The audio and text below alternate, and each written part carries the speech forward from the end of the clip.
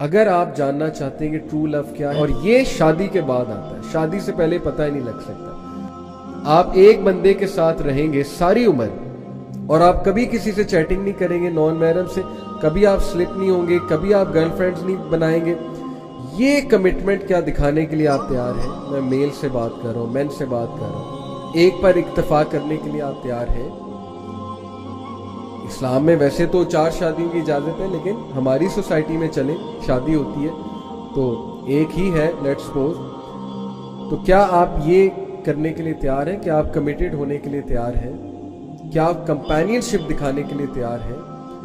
یہ ہے اصل میں سائیکالوجی آف لو، کہ کس طرح سے لو کی سٹیجز ڈیولپ ہوتی ہیں، اور یہ سٹیجز تبھی ڈیولپ ہو سکتی ہیں جب انسان اسلامک کنسیپٹ کی طرف ہی جائے گا، مودہ، رحمہ اور ایک دوسرے کو سکون دینے کی سائڈ۔ ادروائز کیا ہے کہ پیشن میں ہی انسان رہتا ہے، اور ہر وقت that person is looking for passion, اور جب وہ پیشن نہیں نظر آتا تو وہ سمجھتے ہیں کہ now we don't love any more, now we don't love each other any more, کیونکہ پیشن ختم ہو گیا، وہ سپارک ختم ہو گیا، سو کالڈ سپارک۔ اب وہ اٹریکٹیونیس نہیں آتی ہے، کیونکہ غلط بیسس پہ لو ہوا تھا۔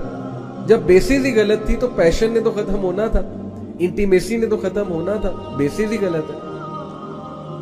تو یہ ہے وہ معاملہ جس کی وجہ سے بہت سے لوگ غلط ڈیسیجنز لیتے ہیں، غلط سائڈ پہ جاتے ہیں، اپنے آپ کو پھنسا لیتے ہیں کسی کے ساتھ، پھنسانے کے بعد ان سے نکلا نہیں جاتا اس چیز سے، کیونکہ ان کی ایگو آتی ہے۔ یہ بھی ایک بڑا مسئلہ ہے، مجھے بہت سے لوگ کہتے ہیں جی کہ ہم اس لیے نہیں چھوڑ سکتے اگلے کو، ہمیں اگلے سے بہت محبت ہے۔ میں کہتا ہوں محبت نہیں ہے، یہ آپ کی ایگو ہے جو اب آپ کو چھوڑنے نہیں دے رہی، آپ کی ایگو سامنے آ رہی ہے۔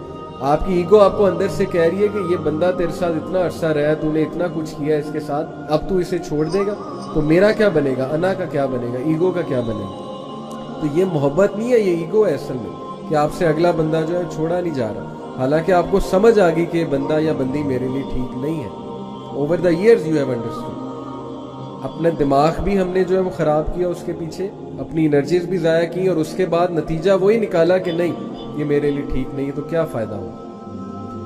تو اس لیے اگین ڈسکشن وہیں پہ آتی ہے کہ اپنے آپ کو بچا لیں۔ اس ڈیفینیشن آف لو کی طرف جائیں گے جس میں پیشن ہے، انٹیمیسی ہے، فزیکل اٹریکٹیونیس ہے، اور باقی کے انگریڈینٹس مسنگ ہیں۔ آپ اگلے کو بھی ڈیمیج کر رہے ہیں، خود بھی ڈیمیج ہو رہے ہیں، اپنے آپ کو بھی خطرے میں ڈال رہے ہیں، اس کو بھی ڈال رہے ہیں، تو پھر رزلٹ جو ہے وہ کیا ہے، وہ جو اس وقت ہماری یوتھ فیس کر رہی ہے۔